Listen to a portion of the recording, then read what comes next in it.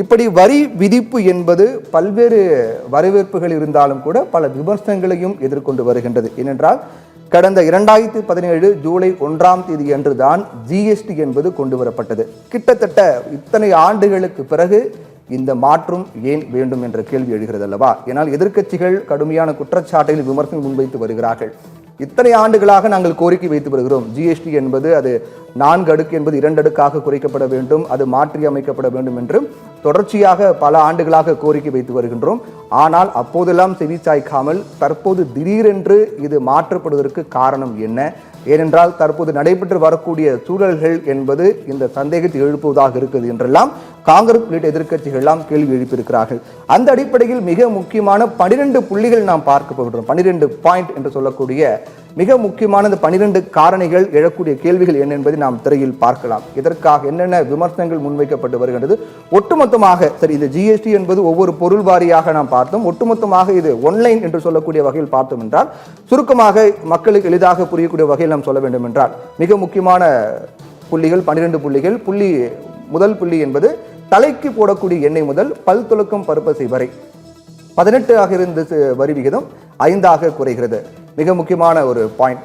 தலைக்கு போடக்கூடிய எண்ணெய் முதல் பல் துலக்கும் பருப்பசை என்பது அன்றாடம் நாம் பயன்படுத்தக்கூடிய பொருள். அதற்கு 18ஆக இருந்த வரி விகிதம் தற்போது 5 விழுக்காடாக குறைகிறது. அடுத்து 2வது புள்ளி நாம் பார்க்கலாம். 2வது பாயிண்ட் நாம் பார்க்கலாம். அதில் மிக முக்கியமாக எழக்கூடிய அம்சம் என்னவென்றால் குழந்தைகளுக்கு பால் பாட்டில்கள் நாப்கின்கள் கூட 12 விழுக்காடு நாம் கட்டியிருந்தோம். இதுவரை நாம் தொடக்கத்தில் கூட நாம் சொல்லியிருந்தோம். அதாவது என்னவென்றால் இந்த வரி குறைப்பு என்று சொன்னவுடன் வரி குறைகிறதா விலை குறைகிறதா என்றெல்லாம் ஆச்சரியமாக பலர் பேசிக் கொண்டிருக்கிறார்கள், மகிழ்ச்சியாக பேசிக் கொண்டிருக்கிறார்கள். ஆனால் வரியை உயர்த்தியதே தற்போதைய அரசு தான். அதை தான் அவர்கள் குறைக்கிறார்கள் என்பதும் மிக முக்கியமாக பார்க்கப்பட வேண்டிய ஒன்று.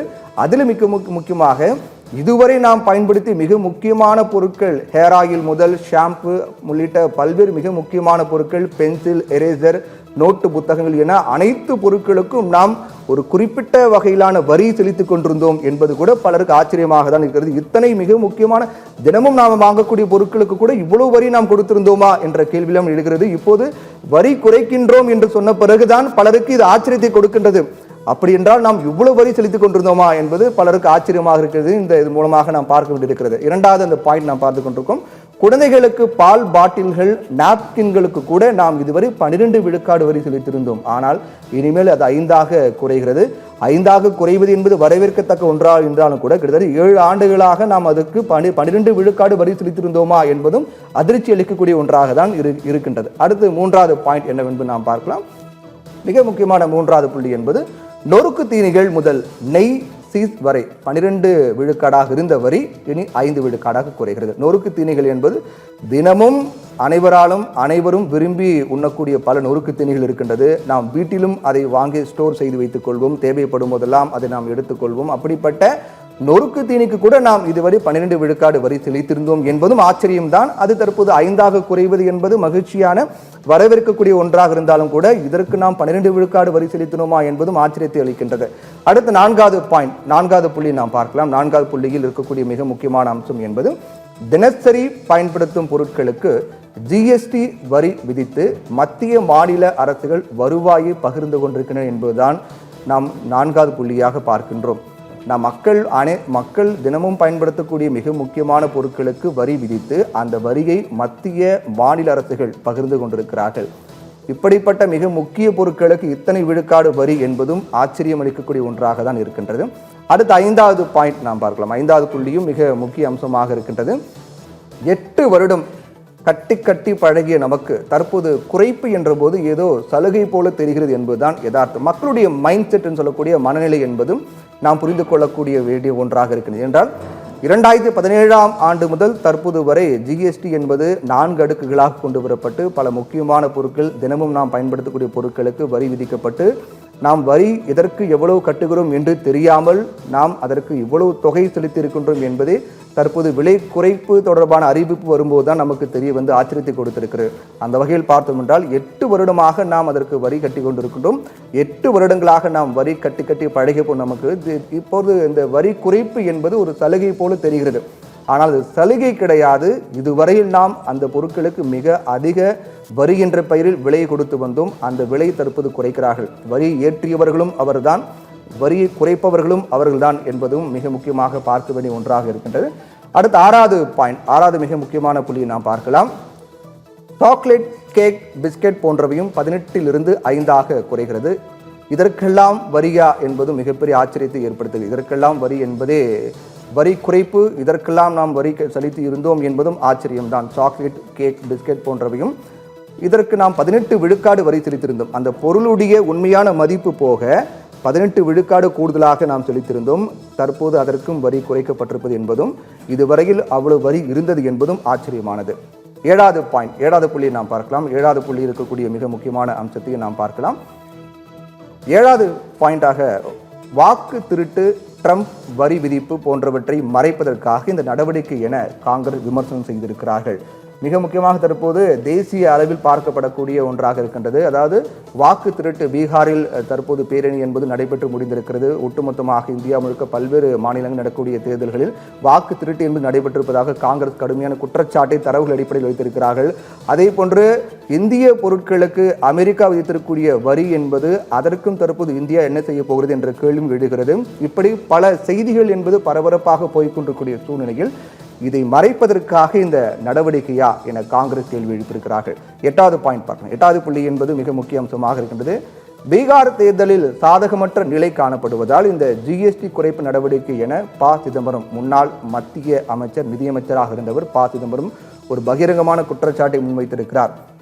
பீகார் தேர்தல் தற்போது என்டிஏ கூட்டணிக்கு இல்லாமல் இந்தியா கூட்டணிக்கு சாதகமாக போய் கொண்டிருக்கிறது. ராகுல் காந்தி, தேஜஸ்வி யாதவுடைய பிரச்சாரத்திற்கு மக்கள் மத்தியில் அமோக வரவேற்பு உள்ளது. பீகாரை பொறுத்தவரை இந்தியா கூட்டணிக்கு சாதகமான சூழல் உள்ளது. அதை சமாளிப்பதற்காக, அதை மாற்றுவதற்கான யுக்தியாக மத்திய அரசு தற்போது ஜிஎஸ்டி மாற்றி அமைப்பு முறையை கொண்டு வந்திருக்கிறார்கள் என சிதம்பரம் குற்றம் சாட்டியிருக்கிறார். 9வது பாயிண்ட் நாம் பார்க்கலாம். 9வது புள்ளி என்பதற்குரிய மிக முக்கியமான அம்சம், மத்திய அரசினுடைய இந்த குறைப்பால் மாநிலங்களுக்கு வருவாய் இழப்பு ஏற்படும். இதை ஈடு செய்ய பல மாநிலங்கள் கோரிக்கை வைத்திருக்கிறார்கள். குறிப்பாக பாஜக ஆளாத மாநிலத்தினுடைய மாநில நிதி அமைச்சர்கள் இந்த கோரிக்கை முன்வைத்திருக்கிறார்கள். ஏனென்றால் இதுவரையில் விதிக்கப்பட்ட வரிக்கேற்ப நம்முடைய கட்டமைப்பு அமைக்கப்பட்டுள்ள சூழ்நிலையில் தற்போது இந்த வரி மாற்றத்தால் மாநிலங்களுக்கு வரி வருவாய் பற்றாக்குறை, நிதி இழப்பு என்பது ஏற்படும். அதை சரி செய்ய வேண்டும் என்ற கோரிக்கை முன்வைக்கப்பட்டிருக்கிறது. அதை சரி செய்வார்களா என்பதை நாம் பொறுத்திருந்தான் பார்க்க வேண்டும். 10வது புள்ளி பார்க்கலாம். 10வது பாயிண்ட் இருக்கக்கூடிய மிக முக்கியமான அம்சம் என்பது, கடந்த 2017ஆம் ஆண்டு அறிமுகம் செய்யப்பட்ட ஜிஎஸ்டி வரியில் தற்போது பெரும் சீர்திருத்தம் என்பதுதான் மிக முக்கியமாக பார்க்க வேண்டியுள்ளது. 8 ஆண்டுகள் 2017ஆம் ஆண்டு ஜூலை 1ஆம் தேதியன்று நள்ளிரவில் ஜிஎஸ்டி வரி என்பது கொண்டு வரப்பட்டது. பல வரி விகிதங்கள் இருந்த சூழ்நிலை அது அனைத்தையும் மாற்றி அமைக்கப்பட்டு ஜிஎஸ்டி என்று ஒரே குடையின் கீழ் வரி கொண்டு வரப்பட்டது. அப்படிப்பட்ட இந்த முக்கியமாக கொண்டு வரப்பட்ட ஜிஎஸ்டி 2017ஆம் ஆண்டு அறிமுகம் செய்யப்பட்ட ஜிஎஸ்டியில் தற்போது செய்யப்பட்டிருக்கக்கூடிய மாற்றம், 8 ஆண்டுகளுக்கு பிறகு தற்போது செய்யப்பட இருக்கக்கூடிய இந்த மாற்றம் நடைமுறைக்கு வர இருக்கின்றது. இந்த மாற்றம் மிகுந்த ஒரு முக்கியத்துவத்தையும் கவனத்தை ஈர்த்திருக்கிறது என்பதுதான் யதார்த்தமாக இருக்கின்றது. 11வது புள்ளியை பார்க்கலாம். 11வது புள்ளி இருக்கக்கூடிய மிக முக்கியமான அம்சம், பிரதமர் மோடி தீபாவளி அன்று ஜிஎஸ்டியில் அதிரடி காத்திருக்கிறது என்றார். ஆனால் தற்போதே 22ஆம் தேதி முதலே இது நடைமுறைக்கு வருகிறது என்பது மிக முக்கியமான ஒன்றாக பார்க்கப்படுகிறது. என்றால் கொடியேற்றிய பிறகு, தேசிய கொடியேற்றிய பிறகு உரையாற்றிய நாட்டினுடைய பிரதமர் நரேந்திர மோடி தீபாவளிக்கு மிகப்பெரிய பரிசு காத்திருக்கிறது என்று கூறினார். ஆனால் இந்த பரிசு என்பது ஜிஎஸ்டி 2 அடுக்காக மாற்றப்பட்டு அந்த நடைமுறை என்பது 22ஆம் தேதி முதலே அமலுக்கு வருகிறது என்பது மிக முக்கியமாக பார்க்க வேண்டியதாக இருக்கின்றது. 12வது புள்ளியை நாம் பார்க்கலாம். 5 விழுக்காடு, 18 விழுக்காடு, 40 விழுக்காடு என 3 வித வரி விகிதங்கள் தான் ஜிஎஸ்டியில். இதன் எதிரொலி எப்படி என்பது வரக்கூடிய நாட்களில் நமக்கு தெரிய வரும். இதற்கு முன்பு 4 விழுக்காடாக இருந்தது. 5, 12, 18, 28 இருந்தது. தற்போது 5, 18 ஆகும். அதே போன்று 40 விழுக்காடு முக்கியமான சில பொருட்களுக்கு 40 விழுக்காடு வரியும் விதிக்கப்படுகிறது. இந்த 3 வித வரி விகிதங்களுடைய வரவேற்பு மற்றும் எதிர்மறை விமர்சனங்கள் என 2 இருந்தாலும் கூட இது என்னென்ன மாற்றத்தை ஏற்படுத்த போகிறது என்பது நாம் வரக்கூடிய நாட்களில் தெரிய வரும். மிக முக்கியமாக ஏற்கனவே கூறியது போல அனைத்து பொருட்களுக்கும் வரி என்பது வரி குறைக்கப்பட்டு விலை குறைகிறது என்பது கிடையாது. பல பொருட்களுக்கு விலையும் உயர்கிறது, வரி அதற்கேற்ற வகையில் உயர்த்தப்படுகிறது என்பதையும் இதில் நாம் பார்க்க வேண்டும். மிக முக்கியமாக தற்போது 2017ஆம் ஆண்டு கொண்டு வரப்பட்ட ஜிஎஸ்டி என்பது 8 ஆண்டுகளுக்கு பிறகு ஒரு மிகப்பெரிய மாற்றம் செய்யப்பட்டிருக்கிறது.